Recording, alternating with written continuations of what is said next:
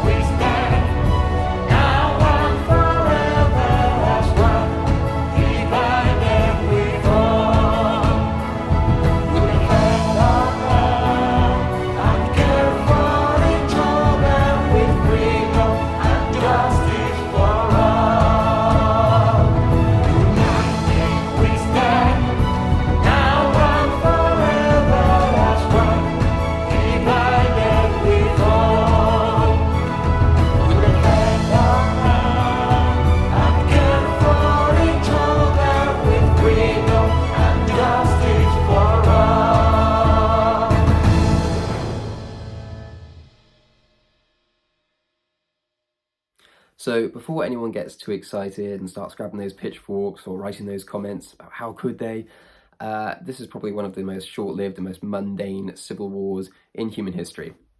And I really wouldn't even be bothering making a video about it at all, except that it was an event that happened within Samaria, but more to the point, I wanted to discuss more in depth the aftermath of this and the questions that arose as a consequence of this particular event, which I think is frankly more interesting, because even if I wanted to, I don't think I could dramatize this or over-dramatize this, because, as I say, it was a very low-key and frankly tedious and mundane affair.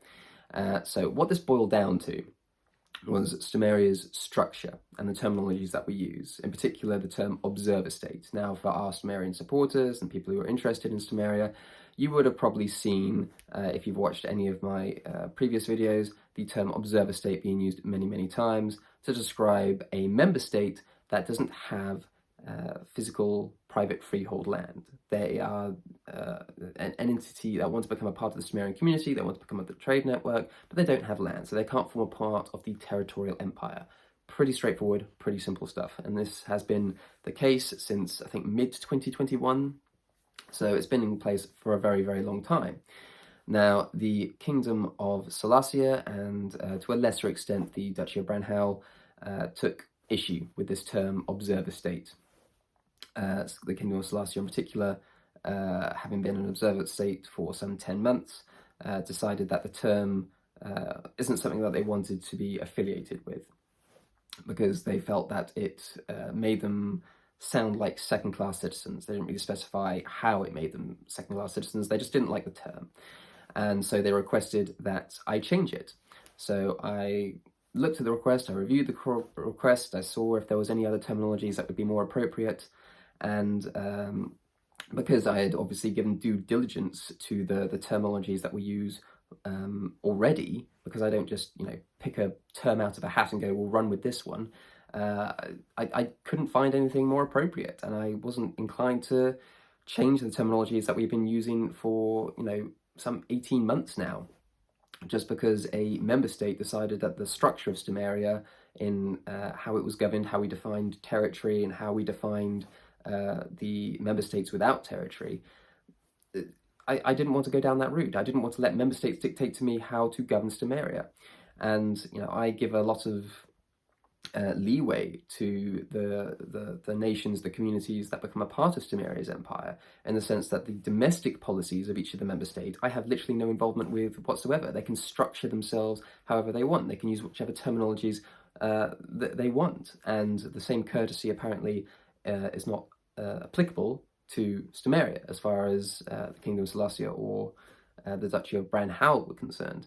But I wasn't going to be moved by these repeated requests. And this lasted for some time. It was actually brought up in the latest meeting in the Imperial Court, where it wasn't on the agenda at all, but this conversation came up towards the end of it and derailed the entire meeting. It was a very long, drawn-out process, and then the next day it lasted for several more hours in the group chat that we have, and it just went on and on and on, and I wouldn't budge, and they didn't like that one bit. They didn't like that I would not be forced into a position where Stomaria would be changed against my wishes, and I don't think that's a very unreasonable position to be in. And they consequently decided that because I wouldn't change the terminology observer state, because I wouldn't bow to the demands that were being made, that they would leave, and that's absolutely fine. I have made a video about this before, but I will not fight to retain member states if they are genuinely unhappy with the Stomarian Empire, with the Stomarian community. If they don't like the long-established structure and the terminologies that we use, that's fine. Don't be a part of it. I'm not going to fight you for it. I'm not going to fight to retain you, because it just breeds further division and resentment. I would rather, as I said in previous videos, just simply cut loose those micronations that generally aren't very happy within the community and wish them all well for the future. So that's what happens, and that's all it is. I didn't agree with the structure that we used, didn't agree with the terminologies we used, didn't agree with the fact that I wouldn't change it because they asked, and so they left, and that was it. And the reason, as I say, that I wanted to make this video is not so much because of that, because that's not very interesting, frankly. But the aftermath of that was something that we had to discuss and explore. That is to say, myself and the member states and the other members of the Imperial Court. And the first immediate concern was that Queen Niamh of Molossia was also, and as far as I'm aware, is still a private citizen of the Kingdom of Wayward. And this raises an interesting question, because the Kingdom of Wayward is obviously a member state of the Empire of Stomaria. They are an associated state of that. And therefore, the citizens of Wayward are a part of the trade network and the community. But the Kingdom of Molossia, under Queen Niamh, is for lack of a better term, a breakaway state.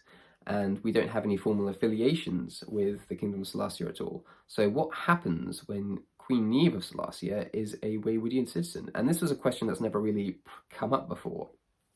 And so the solution in the immediate term was simply to treat Queen Niamh of Molossia as a private citizen of Wayward.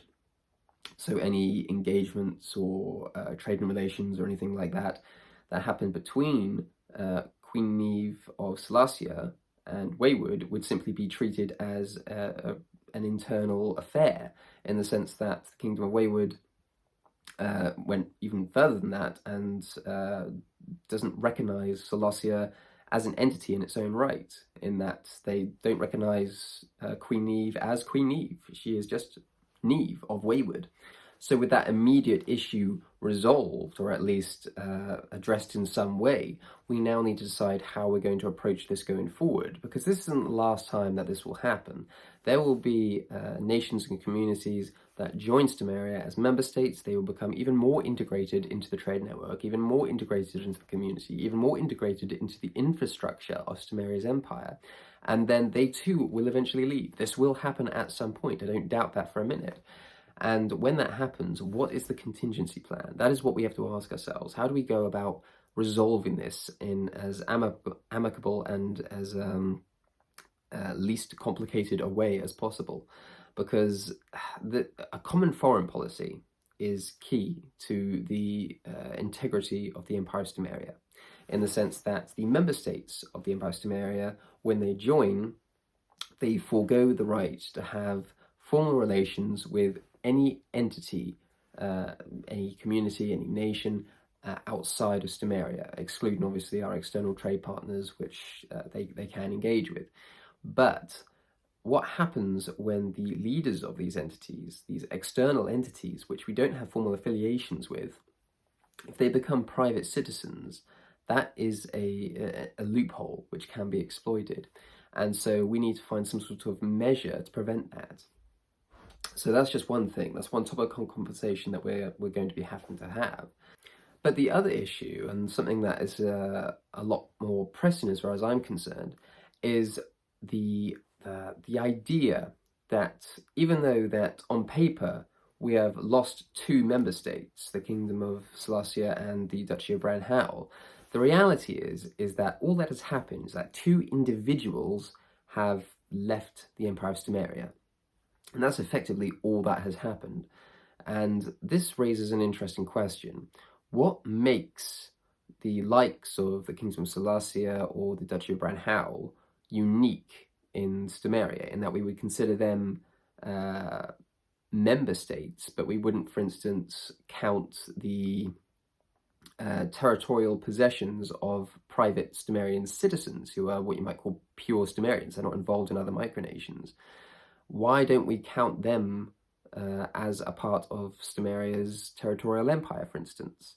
So I can tell you quite happily that the total land mass of the total Stomarian population would not be measured in square meters, it would be measured in square kilometers. There are hundreds and hundreds and hundreds of acres that are owned by a number of Stomarian citizens. But we do not count this towards Stomaria's territorial empire, even though we may have the option to do so. And so the question arises, well, what makes them different from, as I say, the likes of Kingdom of Seleucia or the Duchy of Brown Howell, or indeed the Kingdom of Wayward, or the Republic of Vesta, or whoever else might be a member state of the Empire of Stomaria? What makes them different? And this is not something that's really been explored as fully as it should be until relatively recently when this happened, because, as I say, ultimately we lost two member states, and on paper that's disastrous, but the reality is we've just lost two individuals. So the obvious answer is that a nation and a community, as the name suggests, when it becomes a member state of the Empire of Stomaria, it is because they are a community. And this is something that private Stomarian citizens don't necessarily bring to the table. They are individuals with land. They don't have their own culture, their own identity, their own community to bring to the table. And so going forward, what we've decided, I think, is going to be that as a part of the criteria for becoming a member state, that nation has to be fully structured, fully fleshed out, fully capable of bringing more than just one person to the table. Because we have no shortage of one-man bands, for lack of a better term, within the Micronational community that would love to become involved in the Empire of Stomaria. But that's just not good enough for us.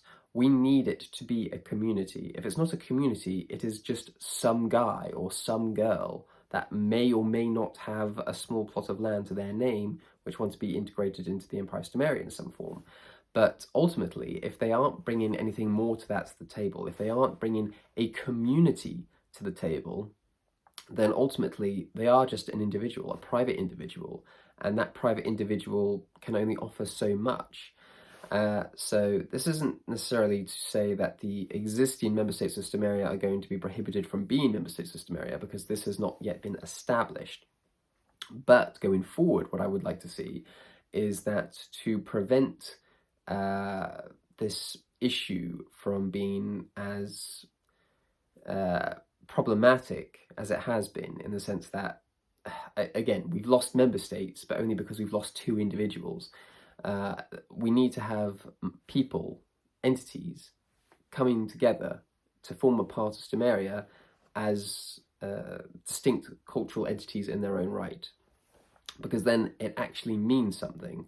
And there's a lot more to gain. There is a lot more to lose if those sort of entities pull out. A good example would be the Kingdom of Wayward, which is an associated state of the Empire of Stomaria. They have a very large community. They are developing a cultural identity. They are acquiring private freehold land. They are they have control over private freehold land as it is, and they're looking to purchase more. And they took all the necessary boxes for becoming a part of the Empire of Stomaria. But a lot of the entities that have applied and have been successful in the past under this new criteria would not be successful. And so this is effectively going to make it even harder for other entities to become involved in Stomaria in that way. We are still obviously interested in private citizens joining of their own free will, but ultimately, if you are going to form a part of Stomaria as a member state, then that nation has to be more than just one person. It has to be a community, an established community, which we can see, which we can interact with, which we can engage with. Because without that, it just ends up in a situation where we could hypothetically ask all of the Stomarian citizens to form their own micronation, and we could just integrate all of their micronations into Stomaria's empire, and all of a sudden, 25, 30, 40 citizens become 25, 30, 40 observer states and associated states and all the rest of it, each with their own flags and names and all the rest of it. But it doesn't necessarily mean anything. It doesn't change anything. And so, as I say, going forward, I think it would be better for each nation that becomes a part of Stomaria to actually consist of a community.